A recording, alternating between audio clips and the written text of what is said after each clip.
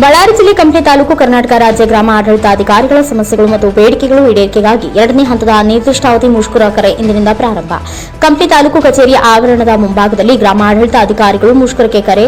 ಎಲ್ಲ ತಾಲೂಕಾ ಕಚೇರಿ ಕೆಲಸ ಕಾರ್ಯಗಳೆಲ್ಲ ಸ್ಥಗಿತಗೊಳಿಸಿ ಕುಳಿತಿದ್ದು ಕಂಡುಬಂದಿದ್ದು. ತಾಲೂಕಾ ಅಧ್ಯಕ್ಷರಾದ ಮಂಜುನಾಥ್ ಸುದ್ದಿಗಾರರೊಂದಿಗೆ ಮಾತನಾಡಿ, ಈ ದಿನದಿಂದ ಅನಿರ್ದಿಷ್ಟಾವಧಿ ಮುಷ್ಕರಕ್ಕೆ ಕರೆ 3 ದಿನಗಳವರೆಗೆ ರಜೆ ಹಾಕಿದ್ದು, ಸರ್ಕಾರ ಸ್ಪಂದಿಸದೇ ಇದ್ದಾಗ ಮುಂದೆ 1 ತಿಂಗಳುಗಳ ಕಾಲ ತಾಲೂಕಿನ ಎಲ್ಲ ಗ್ರಾಮ ಲೆಕ್ಕಾಧಿಕಾರಿಗಳು ರಾಜ್ಯಾಧ್ಯಕ್ಷರ ಆದೇಶದ ಮೇರೆಗೆ ರಜೆ ಹಾಕುತ್ತೇವೆ ಎಂದು ತಿಳಿಸಿದರು.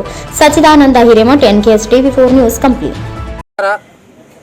ಈ ದಿನ ನಮ್ಮ ಕರ್ನಾಟಕ ರಾಜ್ಯ ಗ್ರಾಮ ಆಡಳಿತಾಧಿಕಾರಿಗಳ ಕೇಂದ್ರ ಸಂಘದ ವತಿಯಿಂದ ಎರಡನೇ ಹಂತದ ಅನಿರ್ದಿಷ್ಟಾವಧಿ ಮುಷ್ಕರಕ್ಕೆ ಕರೆ ನೀಡಿರುವ ಬಗ್ಗೆ ನಾವು ಈ ದಿನ ನಮ್ಮ ತಾಲೂಕು ಕಚೇರಿ ಮುಂಭಾಗದಲ್ಲಿ ಎಲ್ಲ ಸಮಸ್ತ ಕರ್ನಾಟಕ ರಾಜ್ಯದ ಗ್ರಾಮ ಆಡಳಿತಾಧಿಕಾರಿಗಳು ಆಯಾ ತಾಲೂಕು ಮಟ್ಟದಲ್ಲಿ ತಹಶೀಲ್ದಾರ್ ಕಚೇರಿಯ ಮುಂದ್ಗಡೆ ನಮ್ಮ ಸಮಸ್ಯೆಗಳು ಮತ್ತು ವಿವಿಧ ಬೇಡಿಕೆಗಳ ಈಡೇರಿಕೆಗಾಗಿ ದಿನಾಂಕ 10/2/2025ರಿಂದ ದಿನಾಂಕ 12/2/2025ರವರೆಗೆ ಅನಿರ್ದಿಷ್ಟಾವಧಿ ಮುಷ್ಕರವನ್ನು ನಾವೆಲ್ಲರೂ ಪರಿವರ್ತಿತ ರಜೆ ಹಾಕೋದರ ಮೂಲಕವಾಗಿ ಈ ದಿನ ನಾವು ತಾಲೂಕು ಕಚೇರಿ ಮುಂಭಾಗದಲ್ಲಿ ಮುಷ್ಕರಕ್ಕೆ ಪಾಲ್ಗೊಂಡಿದ್ದೇವೆ.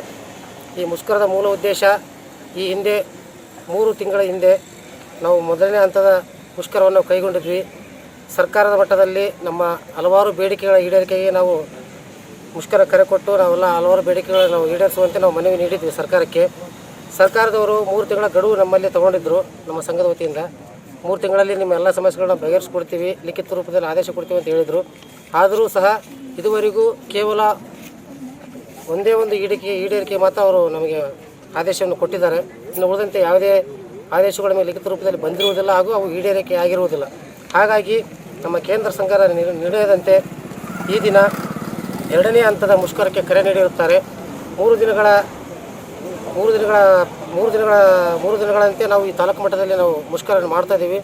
3 ದಿನಗಳ ನಂತರದಲ್ಲಿಯೂ ಸಹ ಸರ್ಕಾರವು ನಮ್ಮ ಕಡೆ ಗಮನ ಹರಿಸಿ ನಮ್ಮ ಯಾವುದೇ ಬೇಡಿಕೆಗಳನ್ನು ಲಿಖಿತ ರೂಪದಲ್ಲಿ ನೀಡಿ ಈಡೇರಿಸದಿದ್ದ ಪಕ್ಷದಲ್ಲಿ ಮುಂದೆ ಬೆಂಗಳೂರು ಮಟ್ಟದಲ್ಲಿ ಅಂದರೆ ಫ್ರೀಡಂ ಪಾರ್ಕ್ನಲ್ಲಿ ನಮ್ಮ ರಾಜ್ಯ ಸಂಘದ ನಿರ್ದೇಶನದಂತೆ ನಾವು ಮತ್ತೆ ಮುಷ್ಕರವನ್ನು ಮುಂದುವರಿಸ್ತಾ ಇದ್ದೀವಿ. ಈಗ ಸದ್ಯ ಮಟ್ಟಿಗೆ ನಾವು 3 ದಿನ ಮುಷ್ಕರ ಮಾಡ್ತಾ ಇದ್ದೀವಿ. ತದನಂತರದಲ್ಲಿ ಇನ್ನೂ ಸಮಸ್ಯೆ ಬಗೆಹರದಿದ್ದರೆ 1 ತಿಂಗಳವರೆಗೂ ನಾವು ರಜೆ ಹಾಕುವುದರ ಮೂಲಕವಾಗಿ ಮುಷ್ಕರವನ್ನು ಕೈಗೊಂಡಿದ್ದೇವೆ. ನಮ್ಮ ಬೇಡಿಕೆಗಳ ಪಟ್ಟಿ ಕೆಲವೊಂದು ಸವಿಸ್ತರವಾಗಿ ನಾನು ಹೇಳ್ತೀನಿ, ತಾವೆಲ್ಲರೂ ತಿಳ್ಕೋಬೇಕು.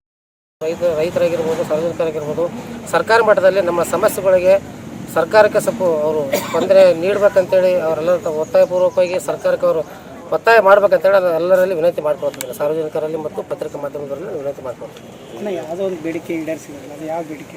ಅದೇ ನಮಗೆ ಸರ್ಕಾರ ಇದು ರಜೆ ದಿನಗಳಲ್ಲಿ ಕೆಲಸ ನಿರ್ವಹಣೆ ಮಾಡಬಾರ್ದು ಅಂತ ಒಂದು ಆದೇಶ ಮಾಡಿ ಹಾಕಿದ್ರು. ಅದು ಬಿಟ್ಟರೆ ಬೇರೆ ಯಾವುದೇ ಲಿಖಿತ ರೂಪದಲ್ಲಿ ನಮಗೆ ಆದೇಶಗಳು ಬಂದಿಲ್ಲ.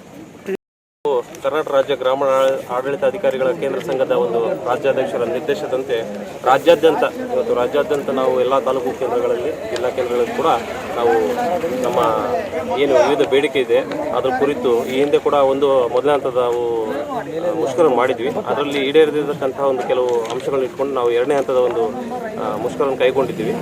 ಈಗ ರಾಜ್ಯ ಅಧ್ಯಕ್ಷರ ನಿರ್ದೇಶನದಂತೆ 3 ದಿನಗಳ ಕಾಲ ತಾಲೂಕು ಹಂತದಲ್ಲಿ ನಾವು ಮುಷ್ಕರವನ್ನು ಕೈಗೊಂಡಿದ್ದೀವಿ. ನಂತರ ದಿನಗಳಲ್ಲಿ ಏನು ಒಂದು ಅಭಿಪ್ರಾಯ ಬರ್ತದೆ ಸರ್ಕಾರ ಮಾಡ್ತದೆ ನಂತರದ ನಾವು ಕೈಗೊಳ್ತೀವಿ. ಮುಖ್ಯವಾಗಿ ನಮಗೆ ಮೇನವಾಗಿ ಹೇಳಬೇಕಂದ್ರೆ ಈಗಿನ ರೈತ